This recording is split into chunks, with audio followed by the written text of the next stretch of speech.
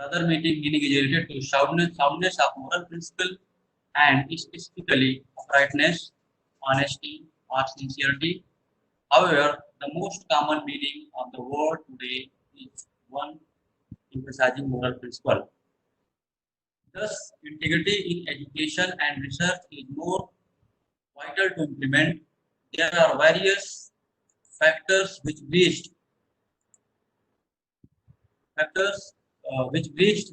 the educational and research integrity in all around the world.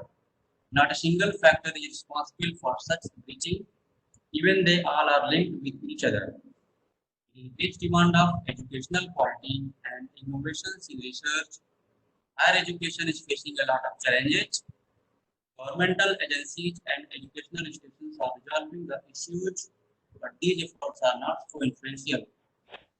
Personal morality and awareness about educational and research integrity is one of the ways through which we can reduce the problems in the field of higher education. Academic and research environment of the country as university also one of the factors related to integrity in education research. For discussion in detail about integrity in education and research, today we have invited Dr. Manorama Tripathi as an expert, where she will elaborate the related issues. Bodhisattva Dr. B.R. Ambedkar Library, Gautam Buddha University, Greater Noida, and Department of Library and Information Science, Central University of Tamil Nadu, Tiruvarur, plan to organize a webinar on such kind of issues. I would like to highlight the academic activities of both the universities one by one. Gautam Buddha University, in short, we said GBU, is located in Greater Noida, is a university established by the Uttar Pradesh Gautam Buddha University of 2002 and came into existence in 2008. It is approved by UBC under Section 12B and accredited by NAC with B+ grade. University campus is spread over 511 acres in Greater Noida and offers bachelor's, master's, and doctoral degrees in engineering, business administration, computer applications, biotechnology, and Buddhist studies, and is mainly focused on research. It has one of the most iconic infrastructure in the country. Bodhisattva Dr. B.R. Ambedkar Library is the heart of academic and research activities of the Gautam Buddha University. It is constructed in 1.78 lakhs square feet and spread over 5-story building, established in 2008 and shifted to its new building in 2010. Library has huge collection of books, printed journals and e-journals, which covers the wide disciplines of management, computer science, information technology, biotechnology, humanities, social sciences, law, environmental science, engineering, Buddhist studies, and other related areas. The library is well equipped with modern facilities, spacious halls, reading halls with 2,000 seating capacity, reference sections, catalog area, digital library, and is being managed by the library staff. The central library is fully automated with LIPSIS and RFID system. Central University of Tamil Nadu, it was established by an act of parliament in 2009. The university was inaugurated on 30th September 2009. Presently, CUTN is functioning from its permanent campus with an area of 516 acres in two revenue villages of Nilakudi and Nagakudi of the Tiruvarur district. Kendriya Vidyalaya was started in the Nagakudi residential campus in July 2013 and presently it has classes up to 12th standard. Admission to various programs of the CUTN is done through Central University's Common Entrance Test. It has 27 departments under 12 schools of studies. The Department of Library and Information Science, Central University of Tamil Nadu, was established in 2017 to provide professional education and training in the discipline of library and information science in the region. The library and information science education is professional in nature, which is having green pastures with potential job opportunities. The department is newly established with CBCS curriculum, state-of-the-art facilities. 6 permanent faculty members and 1 guest faculty are working in the department. Department offers 2 years integrated MLIS and PhD programs. Department students belong to various states of India like Kerala, Tamil Nadu, Andhra Pradesh, Pondicherry, as well as international students from African countries like Eritrea. I would like to invite Dr. Maya Devi to introduce our speaker, Dr. Manorama Tripathi. Over to Maya. Thank you, Dr. Khandana Shukla ji. Good evening, everyone. I take this opportunity to introduce Dr. Manorma Tripathi, librarian, Jawaharlal Nehru University, New Delhi. Dr. Manorma Tripathi holds a doctorate in Library and Information Science from Banaras Hindu University, Varanasi. At present, she is working as librarian at Jawaharlal Nehru University, New Delhi. Prior to joining JNU, she served Indira Gandhi National Open University as a documentation officer and University of Delhi and Banaras Hindu University as a faculty member. Dr. Manorma Tripathi is a recipient of Best Paper Award from Raja Ram Mohan Library Foundation. She has published 60 plus research papers in national, international, scholarly public journals and conference volumes. She has done several presentations and delivered talk at CS UGC, refresher and orientation programs of the university across the country. Her area of research are information seeking behavior of researcher, innovative library services, and scientometric. Now I request to Dr. Manorma Tripathi ma'am to start the presentation. Ma'am, over to you. Before presentation, I have one request from participants that they should mute their audio, and registration link and registration form will be shared during the webinar, and sufficient time will be provided for registration. So, and whatever questions they have, they can ask to chat box, and don't be panic for this registration link, and they no need to request every time that registration forms send the registration form like that. We'll send on time. So please have the patience and listen carefully. Then definitely we'll share the registration form, and you will get the certificate. Now, so to madam.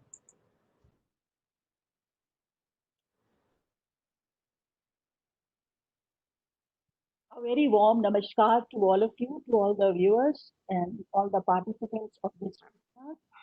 And I hope that you are all safe, healthy, and happy with your families. And further, I hope that you are making the best use of time and investing concerted efforts in strengthening your core areas and learning new things, updating and upscaling yourself. I welcome all of you to my presentation. I would be talking about integrity in education and research. What is now at the very outset, what is the relevance of this topic for the youth? Why is it important? Why do you need to be in the know of things? There must be some relevance for you. That's why you are logged in to this seminar and to this webinar and attending. So there are various reasons, and let me spotlight some of them.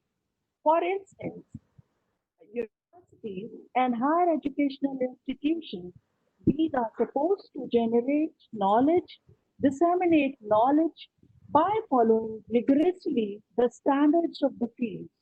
The ethics, what are the standards of the field? They are basically ethics, they are basically based on ethics, integrity, and honesty. This is the very first reason that universities and higher educational institutions exist to generate knowledge, to disseminate knowledge. Second reason is that you must be knowing that UGC has come out, UGC regulation, which is promotion of academic integrity and prevention of plagiarism in higher educational institutions, regulations 2018.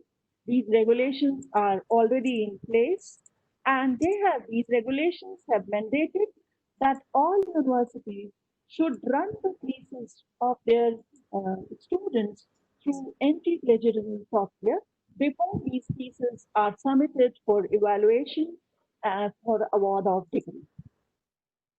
And then another reason is that various national and scholarly journals, they have incorporated the use of anti-plagiarism software and facilities in their editorial and peer reviewing activities. That means whatever manuscript you send for publication, it will not be considered as such, but initially it would be run through any anti-plagiarism software, and in case The editor finds that similarity is beyond the acceptable limit, then it will be returned. So why it is important for you? It's very important for all the researchers because researchers need to have one peer, I think it's one or two peer-reviewed publications before their degree, before they are awarded PhD. Since you are all researchers, you are all rising stars of your field and have the potential to be mega ones who need to know about these things.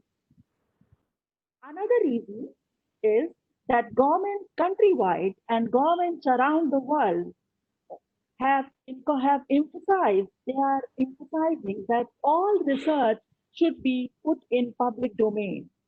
So whatever research you do today will be put in public domain, will be available for anyone, for everyone to access, browse, use, consult, and further build upon it. So if you try to avoid, if you try to take shortcuts, or if for that matter, if any researcher tries to take shortcuts, it will be very easily, it will be very easy for others to make out where infractions or where violations have been done. So these are some of the reasons for which this topic is very important, and you should be in the know of the rules, you should be in the know of regulations, which are being, you should be in the know of norms which are being practiced in the field. In spite of all these things, various reasons that universities are supposed to generate new knowledge, new regulations are already in place, editorial boards have incorporated the use of anti-plagiarism software, the students or the researchers tend to take shortcuts in their academic and research activities. And this is known as misconduct, which is not at all desirable. So this is what we are going to talk about. What are the various forms of misconduct, and why they should be avoided, and what are the ways of avoiding?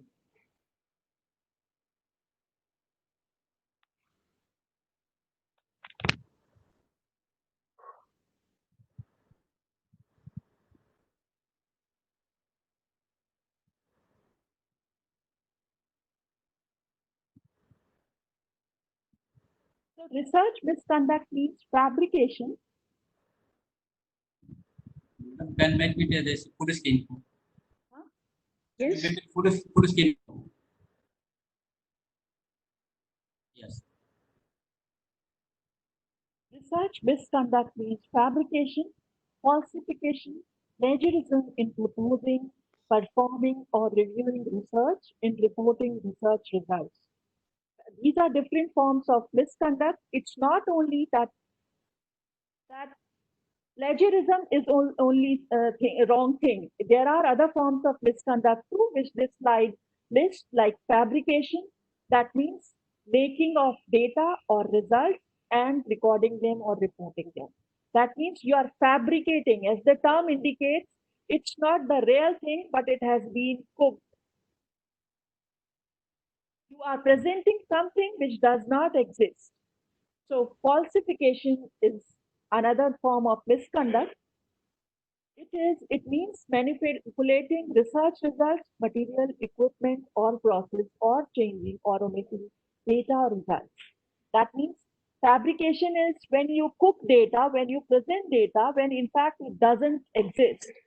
And falsification means that there is data, but you are trying to distort it, you are trying to falsify. That means you are trying to present what suits you, and you are trying to omit or withhold what you do not want to. That is falsification, which is again a form of misconduct, and it is not acceptable in scholarly writing or reporting.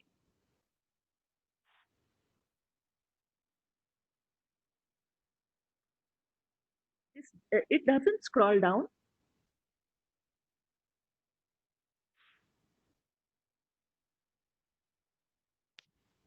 Then other forms of misconduct, they are, you must know all these because action can be taken, or if it is found that any of these occur. Manipulating authorship, ghost or gift authorship. I think everybody knows of it, that Host authorship, that means somebody has contributed in the manuscript, somebody has contributed in writing the paper, but his or her name doesn't exist. But this is ghost authorship. And in gift authorship, what happens? Sometimes we have our colleagues, we just for the sake of enhancing the number of publications, we tend to write their names, and in return, we expect them to write our names. Or sometimes, out of, at times it does happen, out of reverence or out of respect, we write our teacher's name. Even it may be that the teacher has not contributed to the manuscript.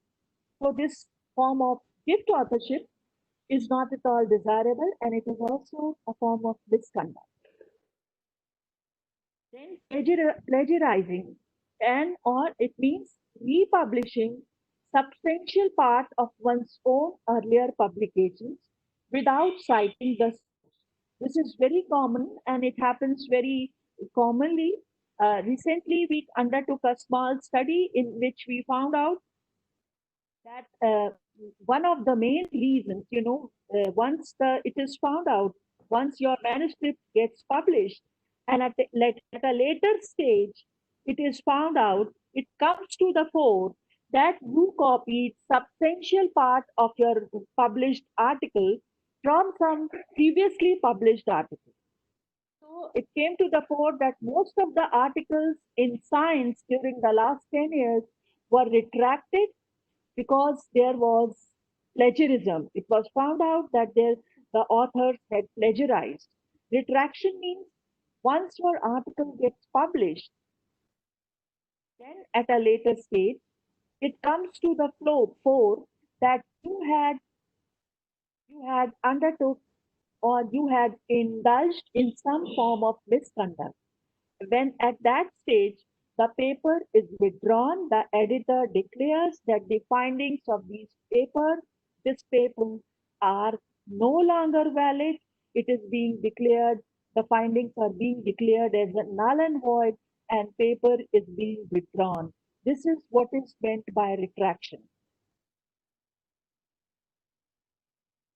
So this is the result which occurs when it is found out that some form of misconduct has occurred.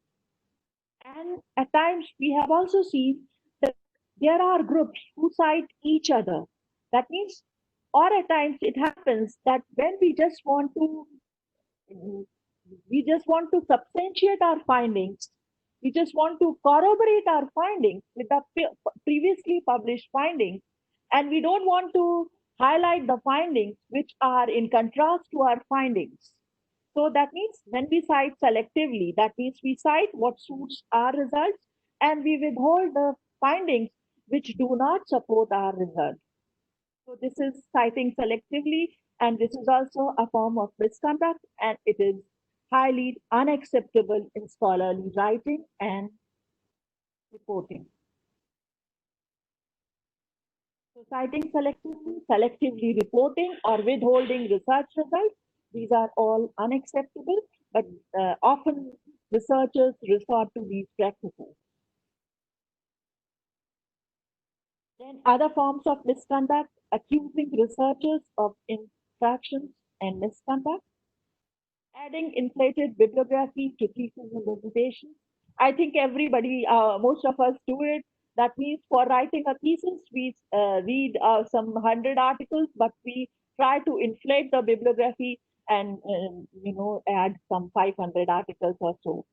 That is what is meant by inflated bibliography, and again, it is not desirable.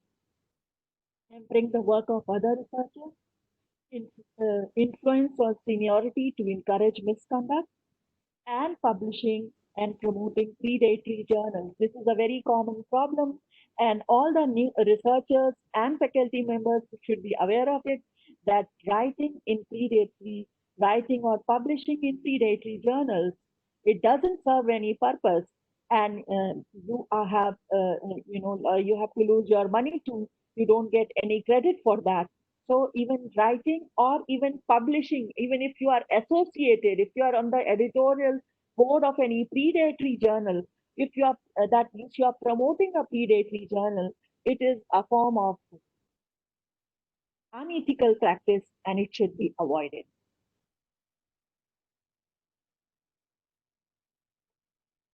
Plagiarism, it means that what does it mean? It means we are trying to, we borrow ideas, we borrow words from somebody else's work and try to pass them off as if they were our own.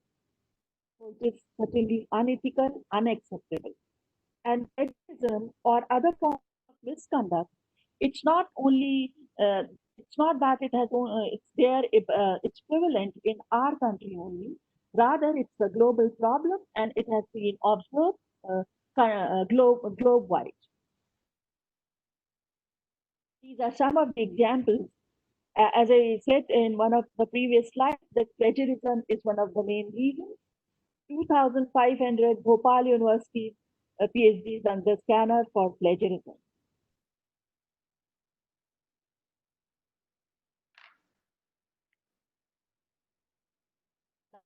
Academic plagiarism being made legal offense, UGC has already come out with regulations. Plagiarism to cost teachers jobs, students registration. As you know, I mentioned about this promotion of academic integrity and prevention of plagiarism in higher educational institutions. Regulations 2018.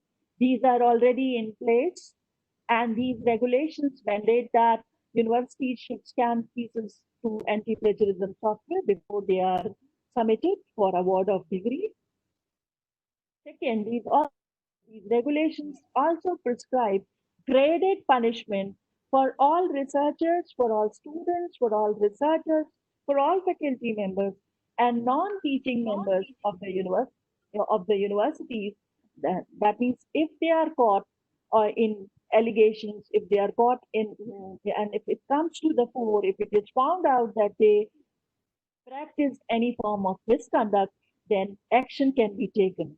Action may range from students may be asked to submit a revised manuscript or a revised draft or a revised thesis, and faculty members may be asking their supervisory duties and responsibilities, their supervisory privileges may be withdrawn if it is found out, if it comes to the fore that faculty members indulged in any kind of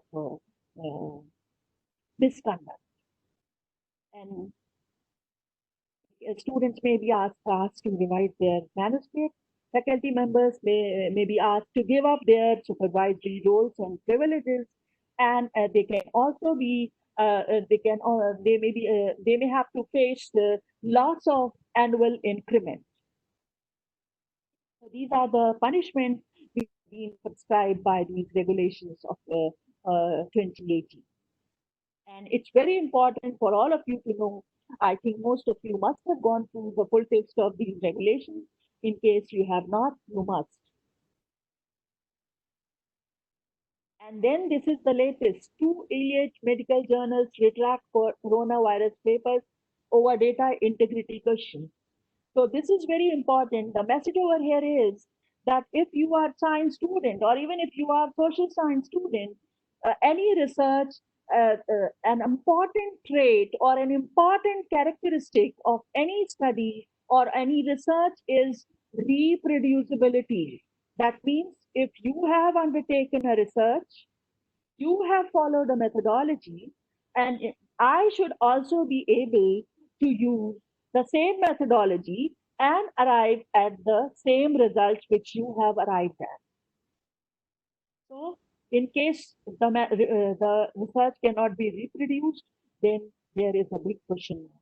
Another important thing is, which all of you should know as researchers, as faculty members, that all the scholarly journals have mandated that the underlying data of your manuscript should be made available, should be deposited in some open access repository, or should be made available on demand for others to validate your results. So in case if you do not have your data with you, then you may be in problem. And you cannot offer excuses that I lost my data, my computer crashed, and termits ate away my data files and so on and so forth. So this is the latest case, as you can see on the slide, June 4, 2020. They had to retract the papers because when it was found that other scientists wanted the data on which the authors had worked, the authors could not supply data. So if you are a science scholar or if you are a social science scholar, you must take care of your data, of your raw data, right from the beginning of your research activity. Most of the journals, as I have said, mention that the data should be made available, underlying data of the manuscript. Even the funding bodies, they emphasize that you should have a data management plan. That means how are you going to maintain your data? How are you going to preserve your data? And so on and so forth. So this is very important for all of you to know that science or any research for any science or social science research, reproducibility is very important, and you should properly preserve, you should properly document various data which you generate during your research activity.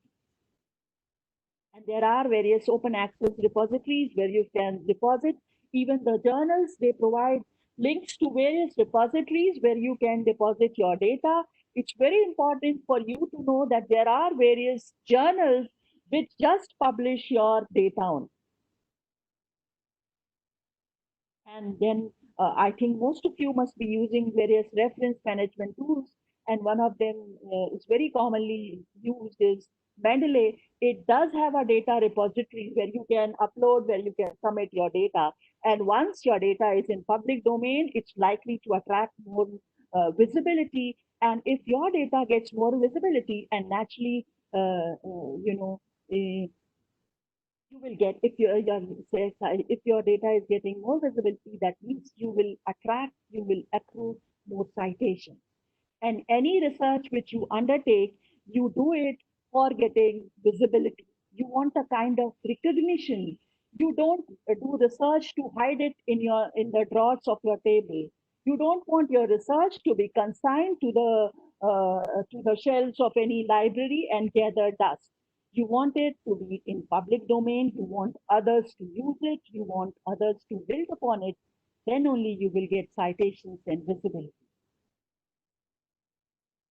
So remember that the message over here is that data which you generate should be taken care of, should be properly preserved, because it's very important in case if data is asked for and you cannot present, then also it is a kind of misconduct. And papers, for example, if your article gets published, and then somebody asks for data files to revalidate the results, and you cannot present, then then you will have to face the music, and your manuscript your published article may get retracted. So these are important things which you should know. And we were talking about plagiarism, and I said that it's not a problem limited to India or limited to Asian countries. It's a global problem. And this slide shows one example that German education minister quits over PhD plagiarism. You see, the message over here is that today, as a researcher, you may sail through smoothly, you may successfully complete your PhD by resorting to shortcuts, and then you may say that, oh, I have completed, I have submitted, no need to worry about this issue of plagiarism and all that. But the message is tomorrow, today you may have submitted your PhD. Tomorrow, when you are at the pinnacle of your career and you are basking in the glory and success of your career, somebody will spill the beans. Somebody very close to you will spill the beans that you copied in your PhD thesis some decades ago. So it's not that you do something wrong today and you can manage, you can escape. It can have repercussions, it can have results, and the results may come to the fore after 20 to 30 years, because the minister was 58 years old when she had to quit for something which she did when she was 24 years old.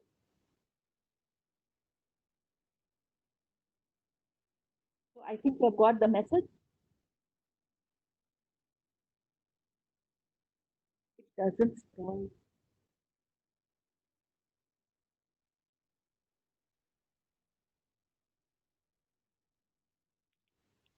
ये scroll नहीं हो रहा है.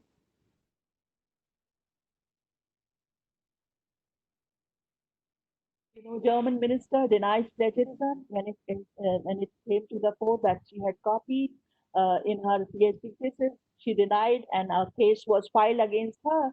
And then she lost the case, and she had to give up. She had to quit her position. So these are the serious repercussions. These are the serious results which may arise.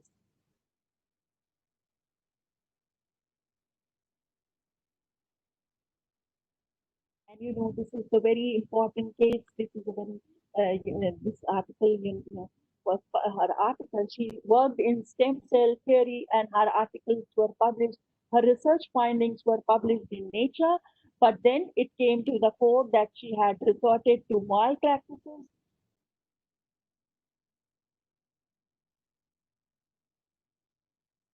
She had resorted to malpractices. It was found out that she had manipulated and distorted images. I hope all science students, science researchers must be aware that they use figures, they use graphs to substantiate their findings. And there are rules. You cannot distort images, you cannot manipulate images.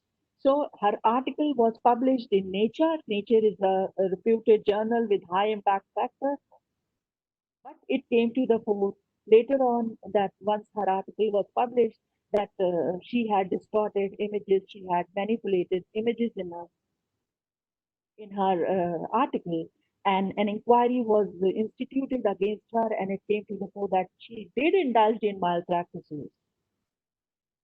And when an inquiry, so these are some of the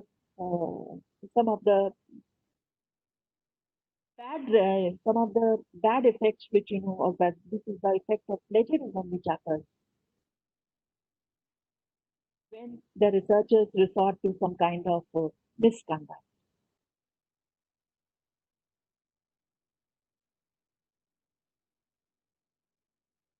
And very often, the message over here is that is not only common to sciences or social sciences, but it happens across the disciplines. And for example, on the screen is the example of Farid Zakaria, who was a journalist, and it came to the fore that he had plagiarized, a whole column from some other magazine. As a result, he was fired from CNN. And you must be knowing that our colleagues from Bollywood, they are very fond of copying storylines, plots, lyrics, and all, which is again not desirable because it is violation. It is a kind of plagiarism. And when they are cornered, they say they were inspired. As you can see on the screen, Anu Malik was accused of plagiarizing Israel national anthem. But then he did not, he was completely unaware of it. And now it's up to you to make out that whether Anu Malik copied Israel national anthem or Israel national anthem copied Anu Malik, because Israel national anthem was there, has been there from 1880s or prior to that, but his film came in 1996.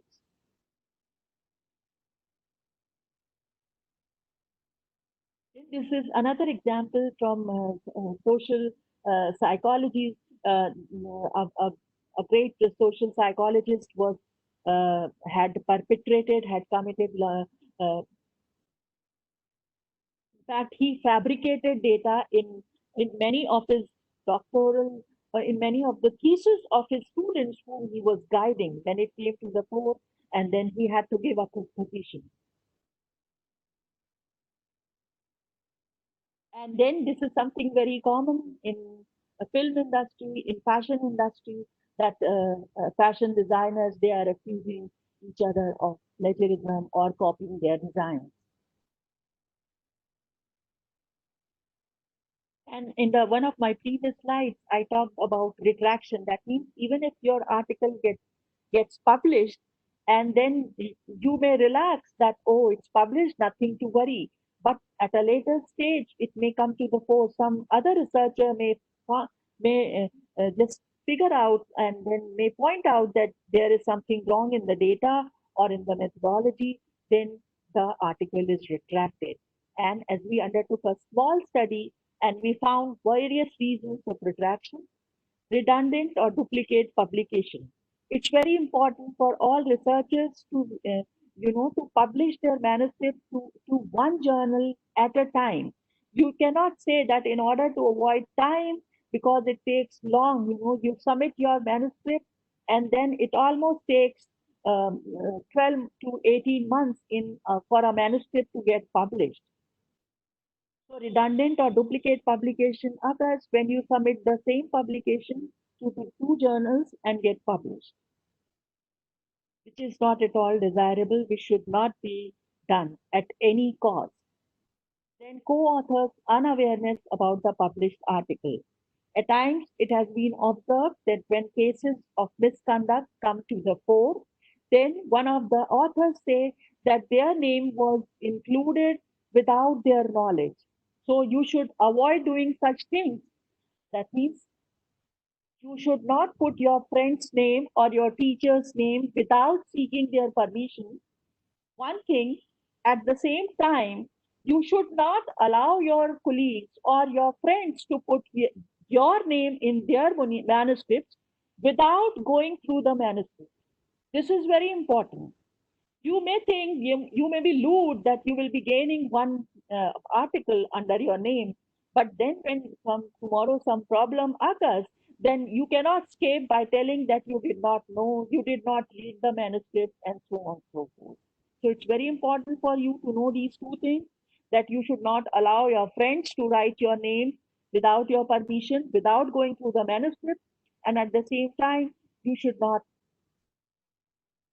write your friend's name without seeking their permission, without showing them the manuscript, without involving them in your research work. So these are important things. Authors did not have the ownership of the published work, or the co-authors were not at all related to the published work. So this is also one of the reasons. Figures were used without permission. It's very important that whenever you are using figures, or when you are using content, or you're using statistics from some other uh, source there, or from some already published source, you have to give you have to acknowledge that you have to write full reference.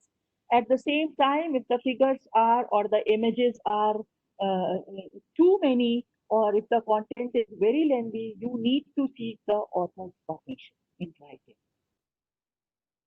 And honest errors, they are possible and they are permissible. And substantial overlap with published resources, this is nothing but plagiarism.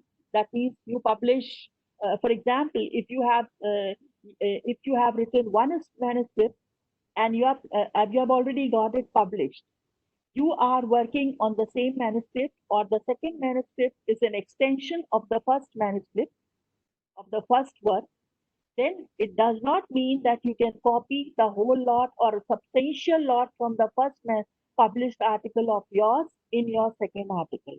You cannot say that this is your work, so you can easily copy. No, if you do that, it will amount to self-plagiarism, which is again not desirable or acceptable in scholarly writing or reporting. If you are using, you have to ensure that if you are using your own work, you have to acknowledge that, you have to cite it properly and acknowledge it.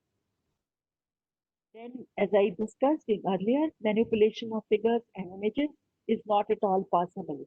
If it is done and if it comes to the fore, if it is figured out at a later stage, then the article is retracted or withdrawn. And the same editors, sometimes they communicate to the offices, to the universities of the authors, and they request the university to initiate action. So these things have to be taken care of by all the researchers.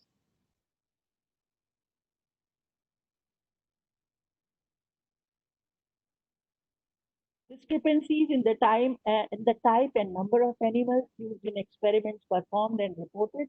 Naturally, everybody knows that there are institutional boards which approve of the research which will be conducted. So proper permissions have to be sought and recorded. The integrity or credibility of the data was not ensured. Data used was related to organs from, these were the findings. Whenever the article is retracted, the editor mentions the reasons clearly. And so these are some of the reasons which were mentioned. And results of the published study could not be replicated. As I said, replication or reproducibility of research is very important. If the results cannot be replicated, cannot be repeated, then the paper may be in problem. Original data underlying the figures was not available. The authors did not respond regarding the availability of raw data. That means right from the time you begin your research activity, you need to maintain your data properly. You need to maintain your log files properly.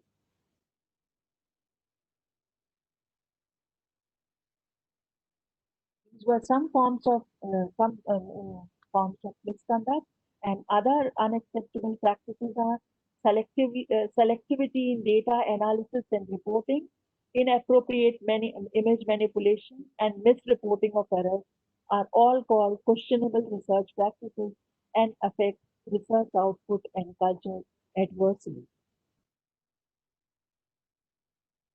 Different forms of plagiarism, I think everybody is aware. Intellectual theft, when one copies large chunks text from already published sources. That means when we tend to copy huge, large text or number of paragraphs from some other published source, and we do not acknowledge, we do not accept, we do not give attribution, or we do not give credit to the original source or author. This is intellectual theft. Then intellectual sloth, as the term indicates, sloth means laziness. Sometimes we read, but we we are too lazy to express the content in our own words, and we copy the whole text as such. And we avoid giving uh, credit to the original author. Then very often it has been seen plagiarism or scientific English is very often we tend to copy because we are not good in English. As we know that English, it being not since English is not our mother tongue, we often find that we cannot express ourselves properly. So we often tend to copy content for good English. Or it also happens that we read something and we find that the the thing which is expressed, or the thing which we have read, we find that for example, if we read some methodology and or we read some other para, we find or we feel that the content has been expressed so beautifully that if we change the language, then the very meaning or the meaning will be affected. So we try to, since we do not have expertise, we don't have command over the language, so we try to plagiarize the whole thing. And English is the international language.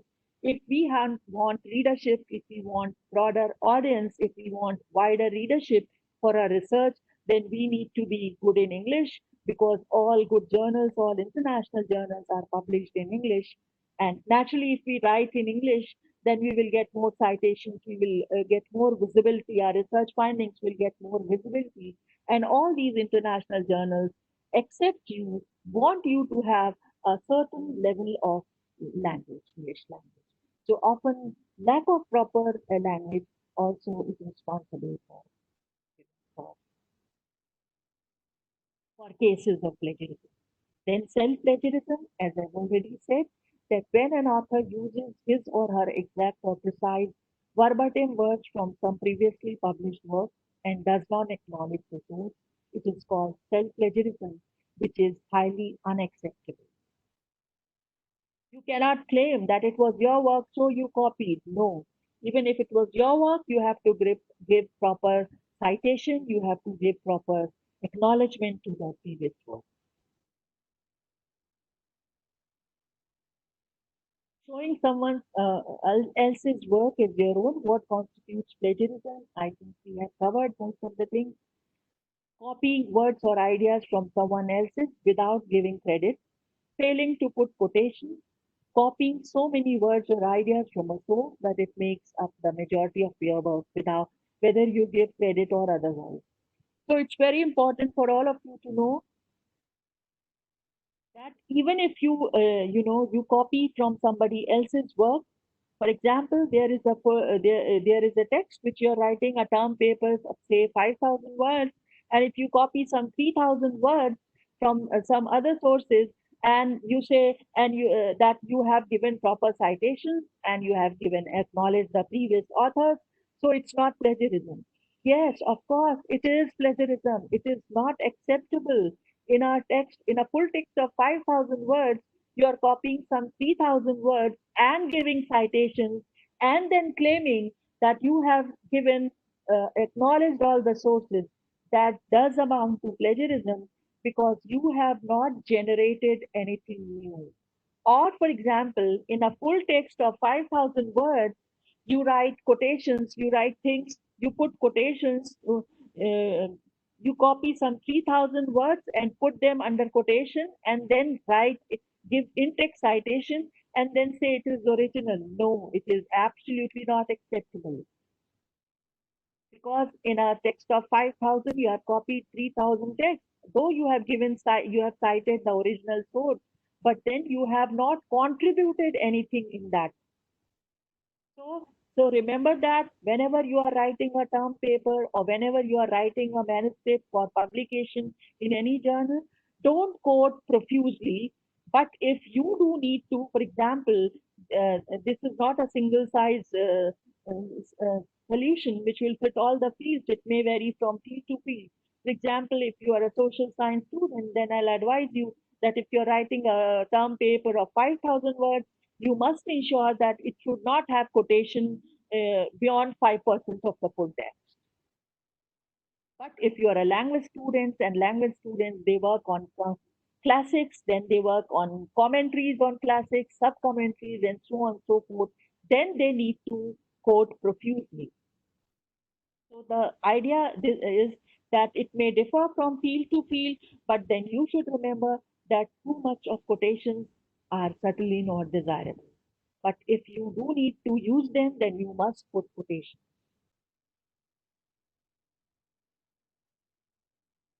Then factors behind academic misconduct, why these are different misconducts which I listed, why does it occur? Why does it happen?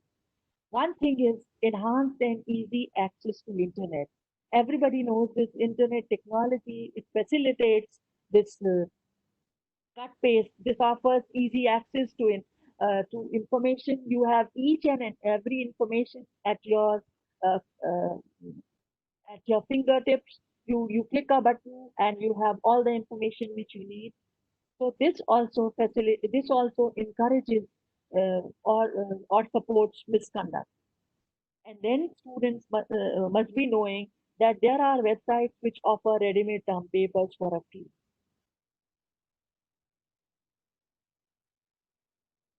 Then there is another, why can't I see behind this picture?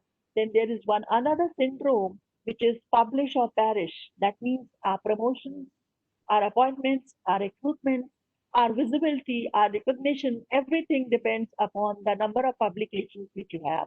Publish or perish. That means if you publish, then only you will be visible. If you don't publish, you will perish. That means nobody will know you. So because of this syndrome, also we tend to resort to these malpractices. Then one of the studies has coined this acronym, tragedy. Why do we indulge in academic misconduct? Then because of these factors: temptation, rationalization, ambition, group and authority pressure, entitlement, deception, incrementalism, embarrassment, and so on and so forth, which we have discussed in previous slides. Then it has also been observed that references and citations are important in any kind of research writing or reporting. Why do we give references? Because when we want to substantiate what we say, and it's very important for all the researchers to know that you don't start writing abruptly. You refer to already published work, and you build upon the already published research. So when you build upon already published work, then you need to refer to it. You need to cite to it. How many of, I know most of you must be using Google Scholar. And can you recall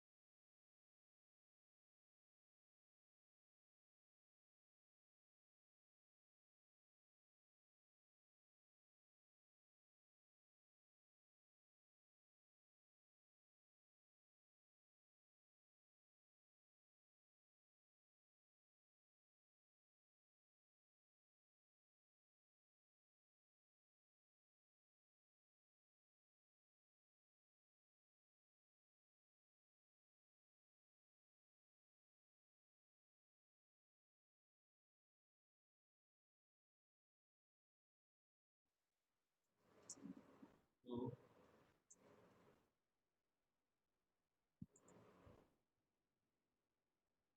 hello.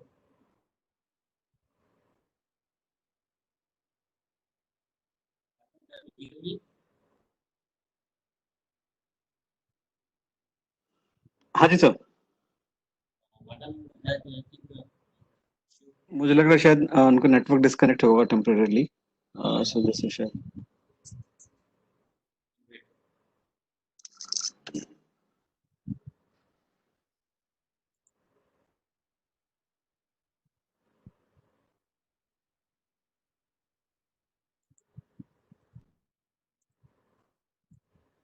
Hello hello. Madam disconnect हो गई है शायद।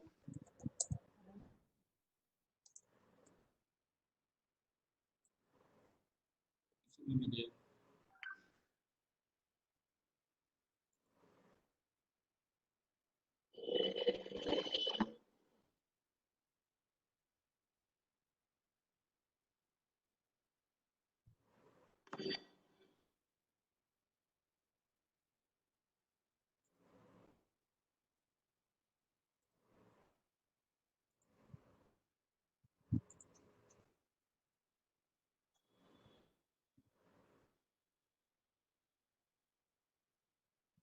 Disconnected.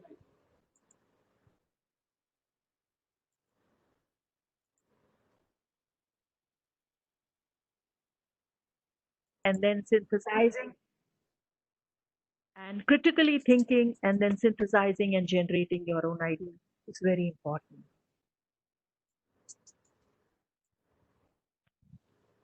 And as I already talked about, importance of a library as a place is dwindling, because when we move to library, when we visit library, when we visit bookshelves, when we perambulate among the bookshelves, then we come across new information, and this is known as serendipity of information.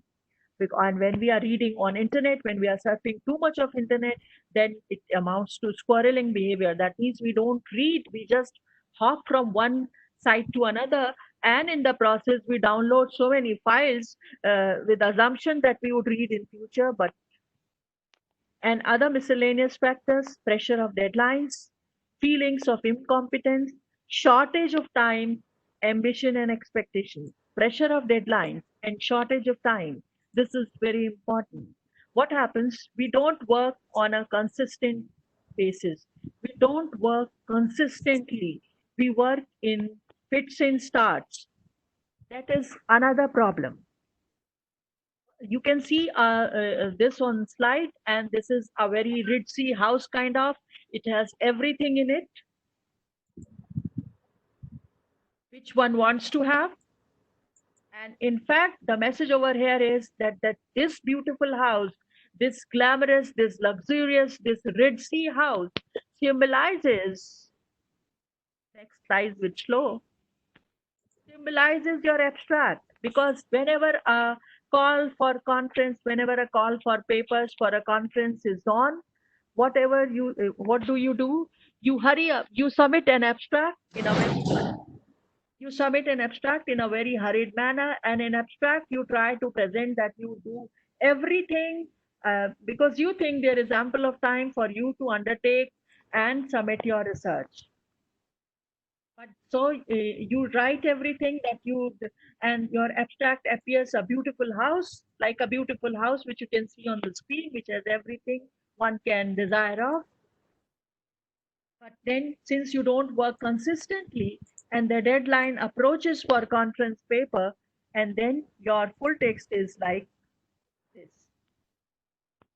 This is the message is that we don't lack of consistency in our efforts lead to pressure, and under pressure we resort to all these shortcuts.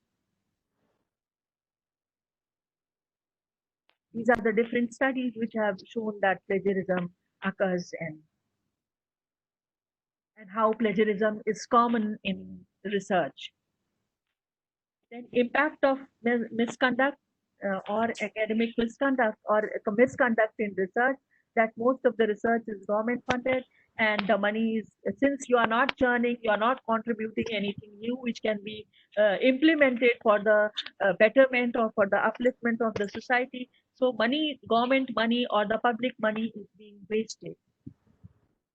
And especially scientists lose credibility among the masses, that it is well known that fraudulent practices and misconduct can cause colossal damage, and especially when you are associated with research in medical sciences or in agriculture or in veterinary sciences and so on. New knowledge is not generated. These are the results, these are the adverse effects of misconduct which occurs, and society as a whole suffers. I talked about retraction because retraction is very common, and so even science retracts paper of a Nobel laureate because results could not be replicated. I know we are short of time now, and I'll just skip. I'll just rush from one slide to another, and so you should get the message that if things are not properly, if the ethics of the field, if the norms of scholarly writing are not followed properly, then problems may come up, like we talked about retraction. 13 more papers by IIT Dhanbad faculty retracted. And in retraction, what happens? The paper is withdrawn, but the original full text is always there, but it is watermarked like this, retracted. Duplicate or redundant publication we have already talked of, because it wastes resources of editorial and peer review system. It should be avoided. And salami slicing, this is also very common. What happens? You use a certain sample, and on that sample, that means you try to publish your research in as many articles as it is possible. So it is also not good. It is salami slicing or data fragmentation, because the readers, they get a picture, they get an understanding, they have an understanding that you have used different samples to report in different to report through different publications, whereas you are using the same sample and you are publishing as many papers as possible. So this is also not desirable. and retraction we have already talked of.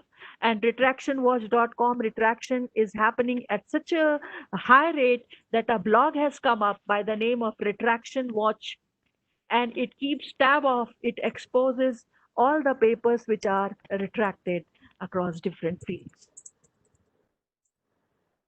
This we have. So the message over here is that this, there are certain norms and practices which need to be followed while you are communicating, while you are undertaking any research and communicating its findings. So misconduct, all these forms of misconduct, it's an act of fraud which is unacceptable in academic world. It is against the rules of scholarly publishing, and here the role of anti-plagiarism software comes into picture. These reasons we have already discussed. Nowadays universities, they are implementing this, they are asking students to sign honor code, and this is nothing but an undertaking kind of thing where students are supposed to give an undertaking that they would abide by all the ethics in their education and research activities. And these are different plagiarism detecting services, Turnitin, or you have Authenticate, or you have Urkund. The message over here is that what do these anti-plagiarism facilities do? They simply do text matching. That means you upload a text, you upload your draft, and they simply evaluate, they simply match the content of your draft with the already published content. Nowhere these anti-plagiarism software mention that the content is plagiarized or otherwise. They simply tell what is the similar content. They do not tell what is the plagiarized content, because it is the human mind which has to decide whether the content is plagiarized or otherwise. It is the human intelligence, it is the human scrutiny which has to differentiate, which has to draw a line between similarity and plagiarism. So a word of caution to use these anti-plagiarism tools. These cannot replace human intelligence. A teacher, a supervisor, a mentor has to decide whether the content is plagiarized or it is innocuous. But these facilities, they support or aid your writing work, since they identify where the citations are missing, where you have not given proper citations, and so on and so forth. Support or aids in order to give effective feedback. This Turnitin helps. It manages the whole submission. Even teachers can give their feedback in electronic mode, and helps in improving the quality of the writing work or the draft. Tools teach the students about the best practices of scholarly writing and communication.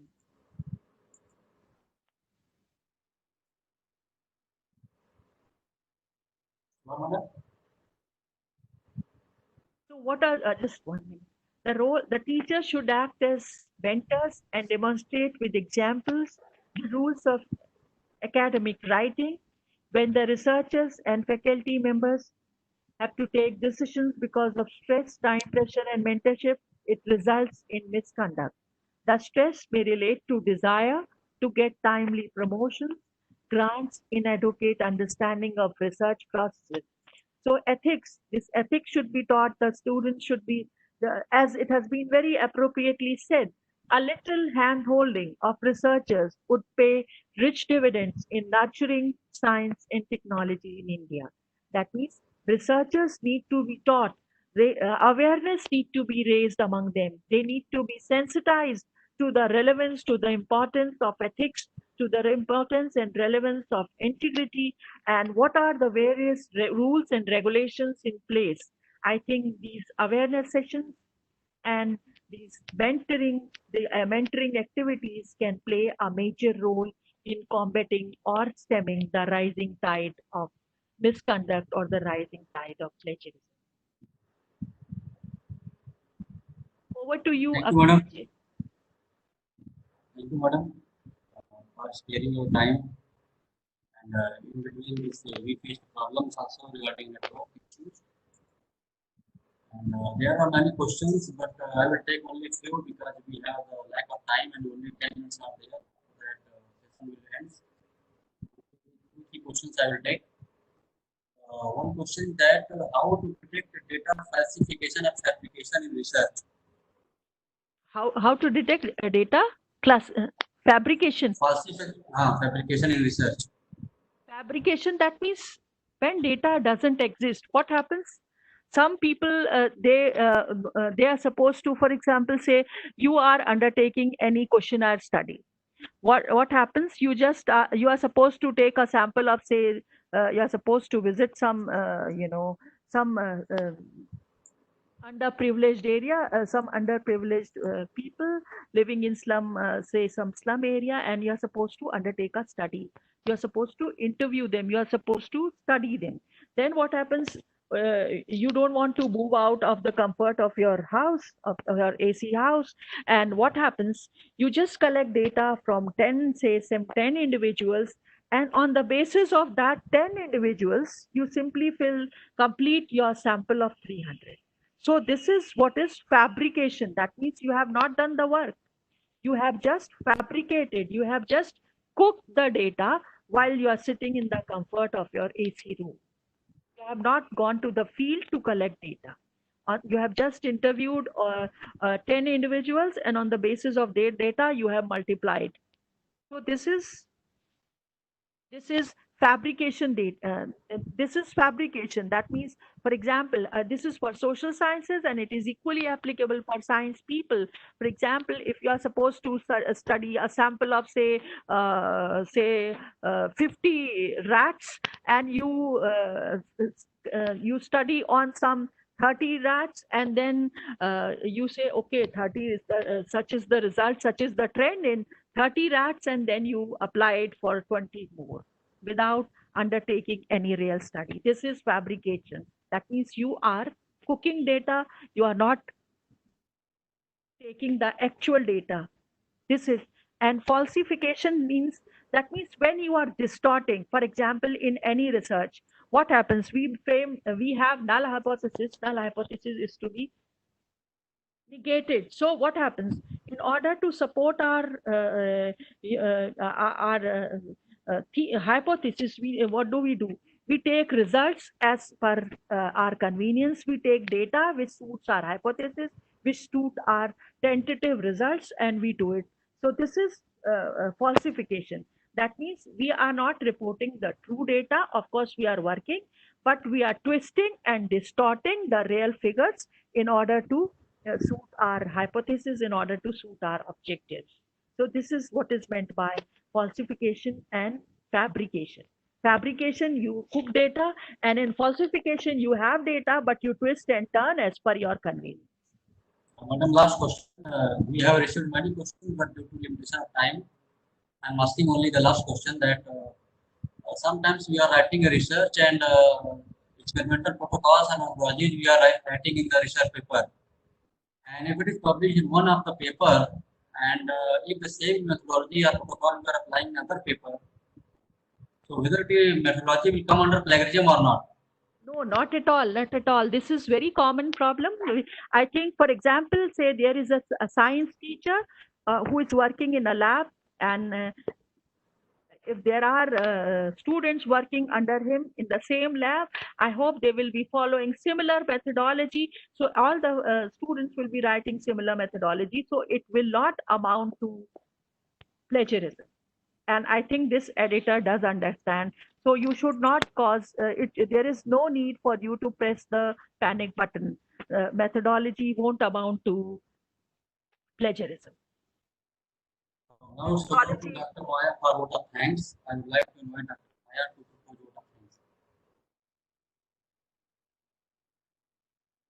Again, thank you, Dr. Akhandanand Shukla, for inviting me to deliver the vote of thanks.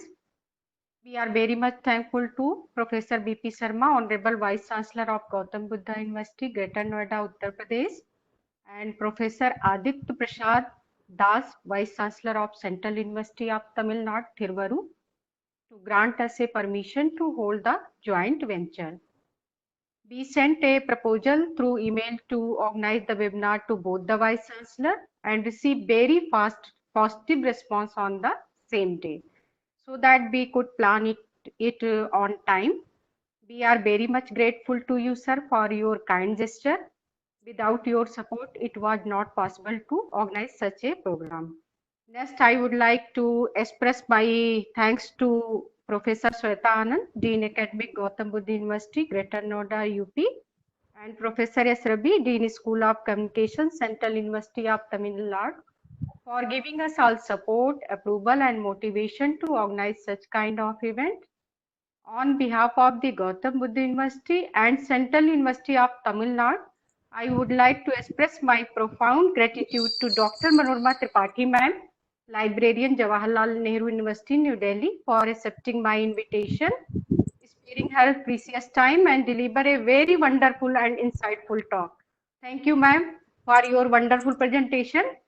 I would like to give very warm regards and wish to acknowledge our sincere thanks to the audience and participants who join us from their busy schedule and showing their keen interest to learn something within short period of time.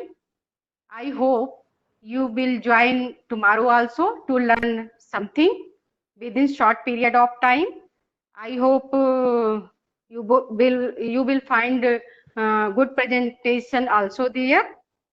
And tomorrow topic is Urkund anti-plagiarism software. We would like to thank all the persons who disseminated our webinar information and brochure to many platforms and circulated to interested participants. I would like to pay my special thanks to Dr. Akhandanand Shukla, Department of Library and Information Science, Central University of Tamil Nadu, for his continuous support and very hard work to success this webinar. Same to you, madam. Also, you are also supporting. Thank you, everyone. See you tomorrow at 4 p.m. with new topic, with new resource person, Dr. Sneha Tripathi, Deputy Librarian, Banaras Hindu University, Varanasi. Thank you, everyone. Thank you. Thank you. Thank you, everyone.